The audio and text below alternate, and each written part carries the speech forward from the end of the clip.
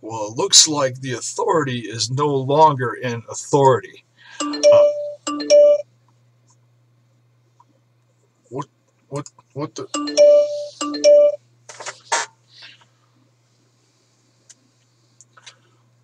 hell is this?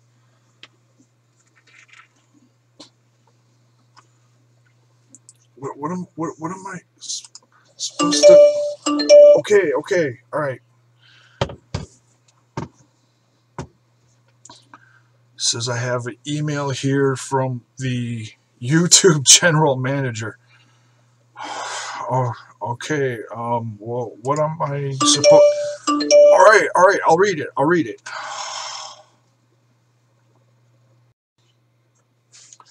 All right. The email reads as follows: Attention, Jason Hafer. That's me. Please read the following memo out loud as to confirm receipt of this email.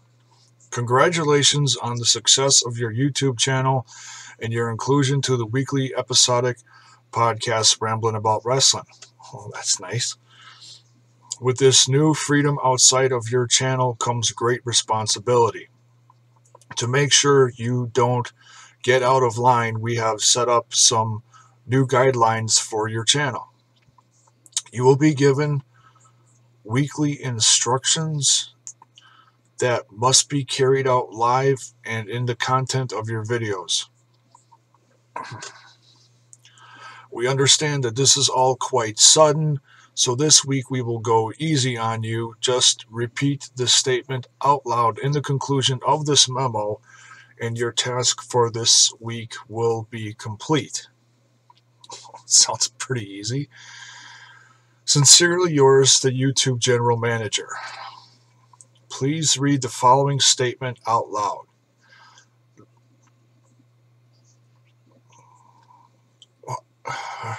Is this really necessary? I mean, all right. I'll read it. Larry the Cable Guy is a sexy beast. Are you happy?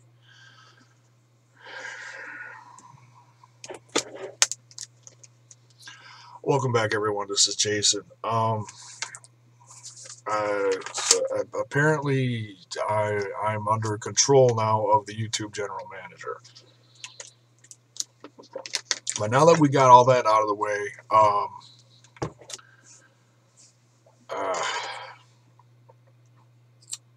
man, I'm so flustered. I forgot what I was going to talk about. This is going to be my Survivor Series Fallout video. So I'm going to go over, some of the highlights of Survivor Series and some of the things from tonight's Raw and how it looks like it's going to carry into TLC as far as rivalries and stuff. Man, I still can't believe that. All right, so 2014 Survivor Series. I thought it was a decent pay-per-view. Like I said in my predictions, I was happy about it. I mean, the card seemed a little light, but at least they had some traditional matches in there, and that's all I wanted. I mean, and they weren't the greatest of matches, but when it comes to this particular pay-per-view, that is the second oldest pay-per-view in the history of the WWE, WWF. Yeah, the tradition should be held. And like I said, there have been others that weren't. Didn't have any traditional elimination matches. So, that much I did appreciate about this. So, all right, so it kicked off with, the panel of Booker T, Renee Young leading it, Paul Heyman, and Alex Riley. And they had some decent discussion. I'm usually pretty happy with their stuff. There were actually two matches in the pre-show, which was kind of surprising. The first one was the big return of Fandango versus Justin Gabriel, and now Fandango is with Rosa Mendez. I really liked this guy when he debuted, but he's on his third valet, and which is fine. You know, they found something for Rosa Mendez. That's nice, but man, you know, this is. I mean, he had a new outfit on there, and he's got the same finisher. There really wasn't anything new and exciting about it. The match was okay. I'll tell you what's sad though. It was so early in the pre-show. There was hardly anyone in there, and he got like no reaction. He didn't get even booed. You know, it's one thing if you're, you know, getting big cheers. Another thing if you're getting, you know, booed out of the building like Vicky Guerrero or something. He got no reaction at all, which came off like really lame in the pre-show of the pay-per-view. And you know, I'm sure some people were like, well, there's no one there. So, you know, what is this supposed to come off as? Well, they did the match again tonight on Raw. Once again, he got no reaction. He didn't get booed, nothing. And it just, you know, I got a feeling Fandango's days are numbered. Yeah, I like the guy, but man, if he's not getting any kind of reaction, you know, people are going to be turning their channels, and that's not good for business. So yeah, we'll see what's in his future. You know, it's sad.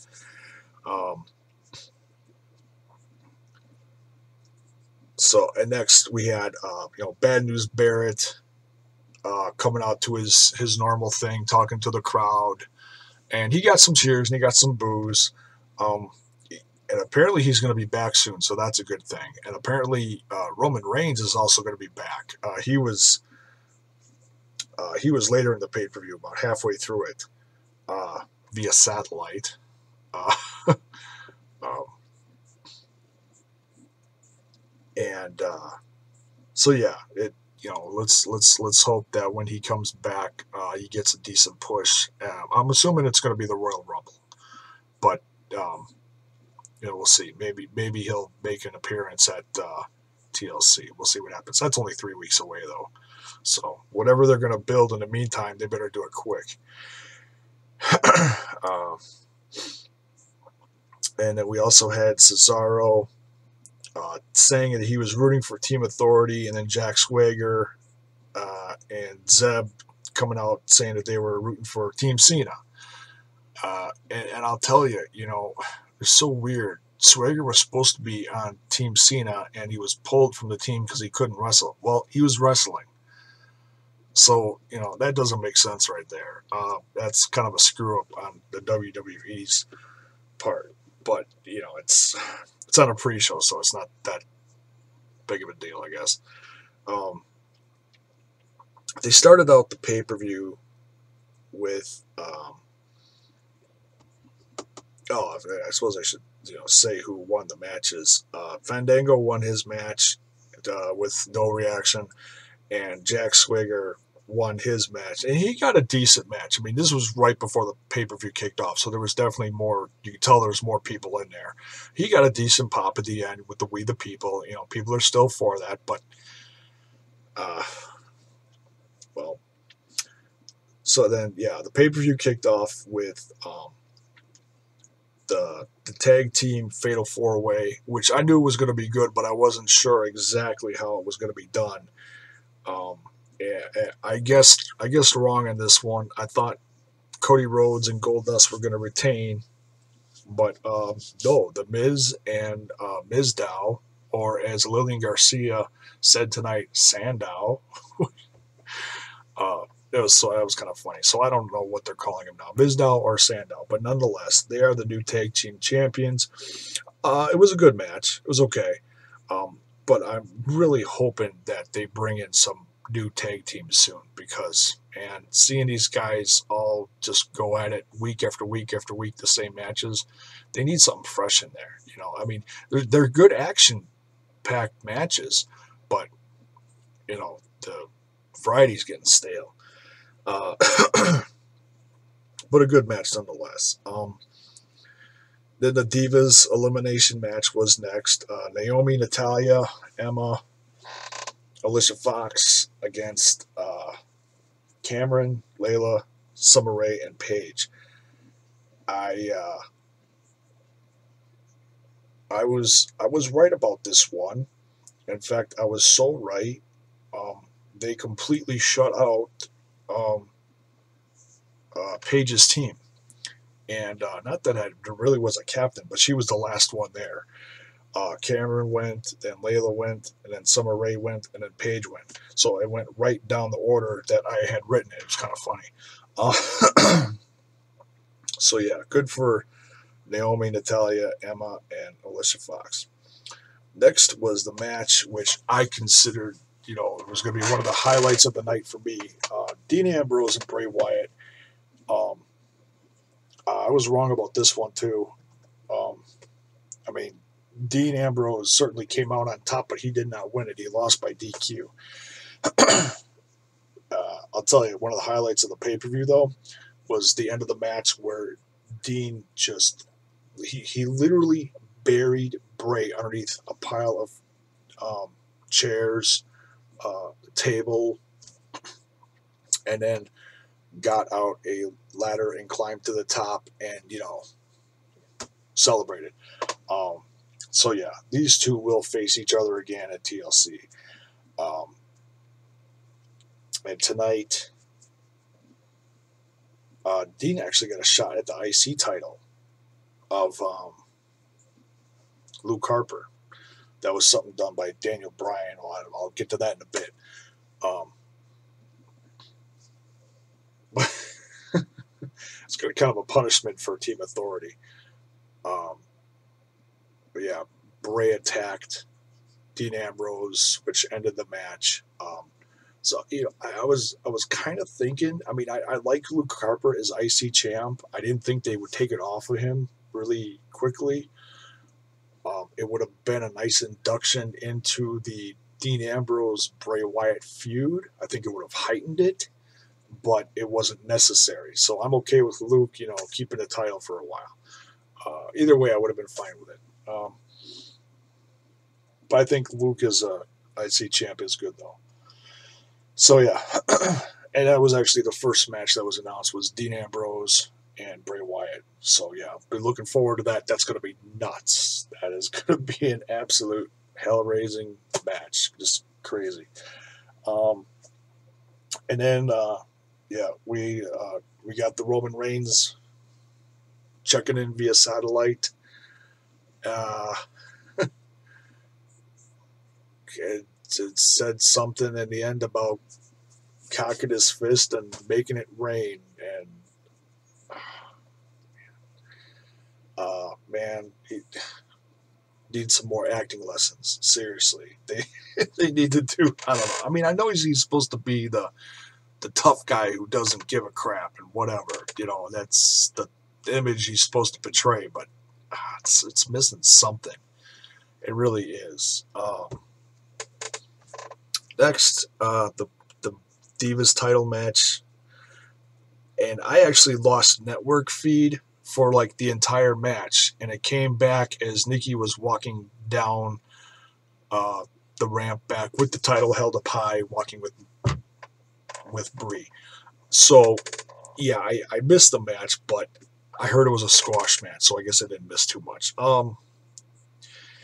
I've got a feeling AJ is going to get a rematch to see if she can get it back, but I don't think she's going to get it back. I honestly don't. So we finally have a Total Diva that has the title. We'll see where this goes. Probably, I'm guessing we're going to see the sisters feud now. Between Nikki and Brie. So I'm sure that'll be happening pretty soon. Because, well, Nikki's servitude is technically supposed to end tomorrow night. Will probably end on main event, maybe, I guess. Possibly. All right. Last but not least, the main event. Team Cena. John Cena, Big Show, Ziggler, Ryback, Eric Rowan versus Team Authority. Rollins, Seth Rollins, Mark Henry, Rusev, Kane.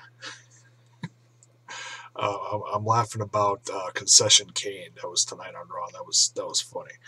And Luke Harper to round it out. And everyone got eliminated. There was a swerve where Big Show attacked John Cena, and then he left. So that was 2 eliminations and 1 for that team. Rusev, some little, just pointing out some things here. I'm not going to go about everything. Rusev was counted out, so technically he was eliminated, but he still has yet to be pinned or submitted. So his winning streak is still intact as far as I know.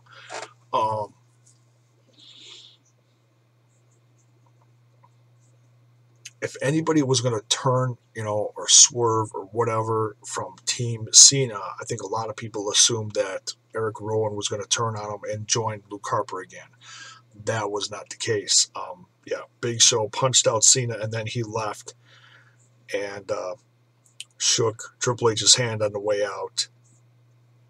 So he turned heel, and he showed that tonight on Raw, just snarky as hell, totally. Maybe he'll join Mark Henry again and become, because I liked them as a tag team. It was okay. It was something different. Maybe there'll be a heel tag team now. Maybe. Who knows? But it looks like he's also going to feud with Eric Rowan now, because Eric Rowan came down to the ring and got in his face and said he hates bullies or whatever. But the main event ended, and it was, of all people, I think a lot of people assumed it was going to be Cena and Ryback in the end, for Team Cena to end the pay-per-view. When Cena was eliminated, I think a lot of people were shocked. It came down to Ziggler and Rollins. And to have these two, that are really good in the ring together, it was great. In my opinion, it was really good. It was really cool. I could see this feud happening again somewhere down the road. It was great to have Ziggler be that guy to end the pay-per-view. Really, really happy for him, because he was in quite the slump for a while with his injuries and everything. His heavyweight title reign was fairly insignificant because he was injured through a majority of it. It looks like they're starting to gain trust in him again. I'm hoping he really does get the push he deserves. It looks like he's starting to, anyways. And now it was reported about 24 hours before the show. Was it 24 hours?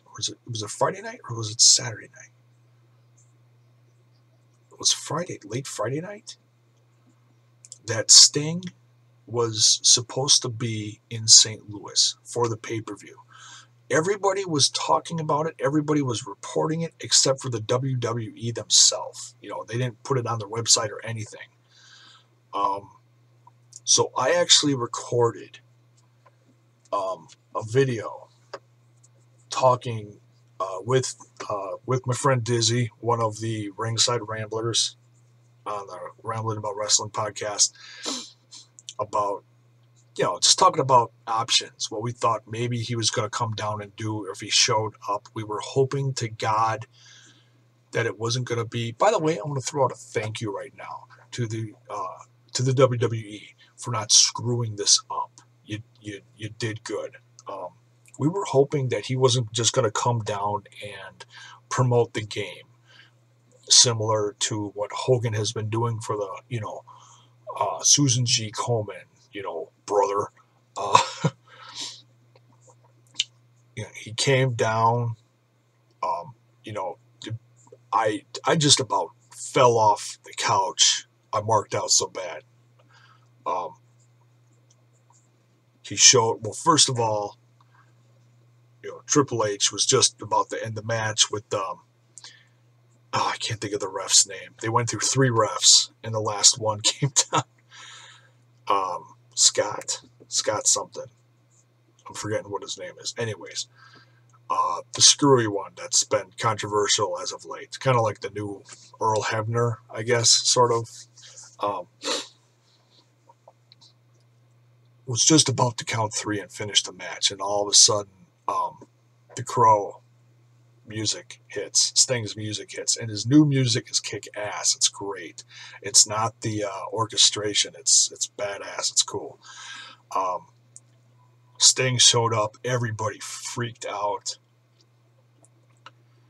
And I was so excited because, I got half of these predictions wrong. And this one I actually, and I never call big stuff like this. So yeah, between the discussion of me and Dizzy talking about things that we wanted to see Sting come down and do, like 90% of it was right. He came down, he got in Triple H's face, and that's obviously foreshadowing something to the future. Um, man, uh, is he still going to wrestle? Is he still going to wrestle Taker at WrestleMania? I doubt it. I think it's going to be Triple H versus Sting at WrestleMania. So this was foreshadowing it. Just saying, hey, this is going to happen down the road somewhere. And kicked him. He didn't have the bat. I was kind of at least I don't think he had the bat. But he came down. He kicked Triple H, gave him the Scorpion. What's it called? The Scorpion Death Drop. So whatever it's called, and dropped him, and then pulled Ziggler on top of Seth. The first or second ref? I forget. Woke him up, counted 1, 2, 3. Sting left, and that was it. Yeah, just and no Orton, So he'll be done, I guess, whenever the movie's done. But yeah, so it was a decent pay-per-view. It had, they kept with the traditions. Ziggler won it for Team Cena. Cena came out, gave him a big hug, and they celebrated at the top of the ramp when they were done. Or it really wasn't a ramp, you know what I mean? At the entrance there. So yeah, good pay-per-view. And then Raw tonight, I'll go over just a couple things. Yes, Daniel Bryan was like GM of the night, I guess you can call it, or he was the authority of the night, which just heightened the whole, saying goodbye to the authority. Triple H, Stephanie McMahon, and they just, they had their rant and then they left, and that was it. Didn't see him the rest of the night, well, except for when they got in the limo with Vince McMahon. So it'll be interesting going forward to see how much we're going to see Vince McMahon and who is really going to be the authority figure on Raw. In the conclusion of Raw, we saw the anonymous Raw general manager come back, which got booed out of the building. It was funny for Michael Cole to just automatically pick up from 4 years where it left off, or however long ago it was. It was about 4 years ago, 2010, I think. So yeah,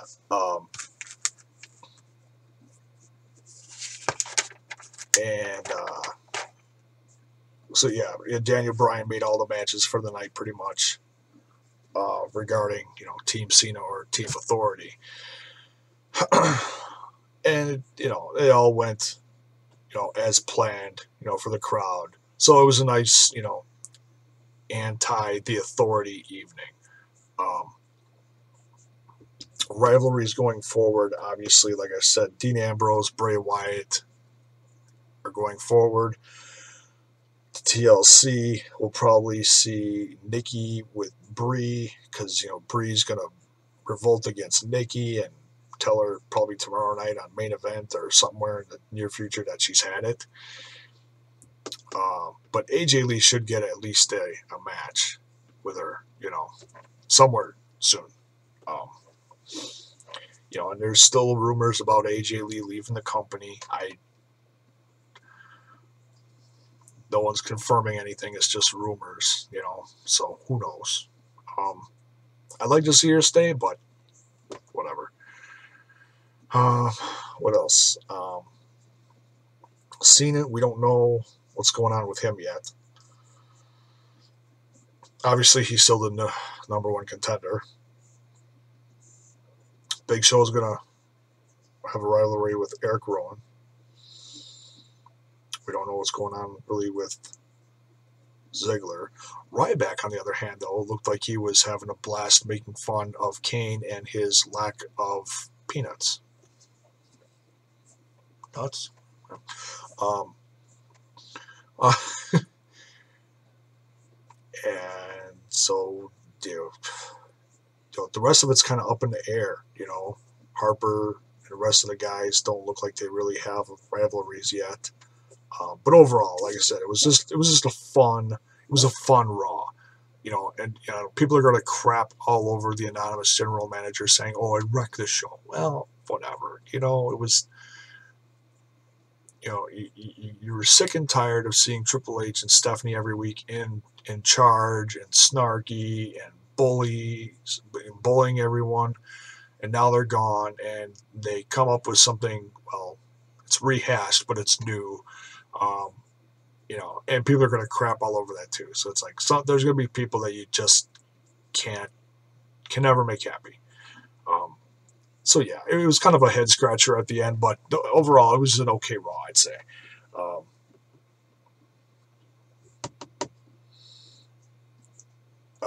Highlights, obviously, Sting showing up for the pay-per-view. Dean Ambrose, even though he lost, finally got to, whoop Bray's ass. And I think the TLC match will be a lot better than this one, honestly. Well, a lot more action. Probably even see some blood. Who knows? What else? Tag champs. Congratulations, Damien Sandow, Mizdow, and the Miz. Yeah, I didn't call that one, but yeah, I'm glad. I wanted them to win, but I didn't call it. So, nonetheless, congratulations to them. Should be very entertaining tag team championship reign for them. But yeah, like I said, yeah, we really need some more tag teams. So hopefully we'll get some more soon. Anything else? I skipped a match. It was worth skipping though, but I'll just quick throw it in there for 2 seconds. Adam Rose and the Bunny versus Heath Slater and Titus O'Neil. Slater Gator was in the middle of the pay-per-view. I'm sorry I missed it. I'm not really that sorry. The Bunny won it and went off with the rest of the Rosebuds, and Adam Rose was just kind of left standing there. So yeah, there's still tension there. There was tension again tonight.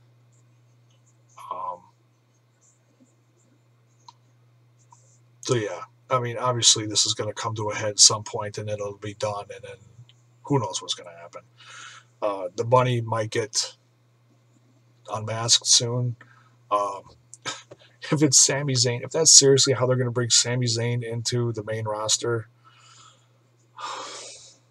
he's so much better than that. He really is. But at least, he's doing great things leading up to this next big NXT show. So whatever, we'll see what happens with that. Divas, nothing else really going on.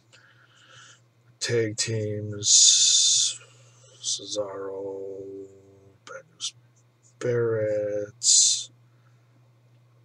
So let me ask you guys, who do you think is going to be the new authority figure on Raw? Do you think they're going to stick with the anonymous thing, the anonymous Raw general manager for a while until they come up with something? Or do you think they're going to give it it was cool to see Daniel Bryan. I mean, I don't think he's going to be wrestling anytime soon, guys. I love the guy. But man, it's not looking good for him. I feel bad for him. I sincerely do.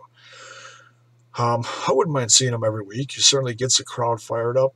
They still love him. Tonight, that was very evident. Crowd was all fired up when he came out. Yes. So we'll see. At least the as annoying as the Raw anonymous general manager is, in the time being, until we figure out who's going to be on there in a permanent basis, whether it be Mick Foley or the return of CM Punk. I'm just kidding. Um, yeah, who knows? Who knows what they're going to do? But we'll see. We wait patiently. The WWE Universe waits patiently.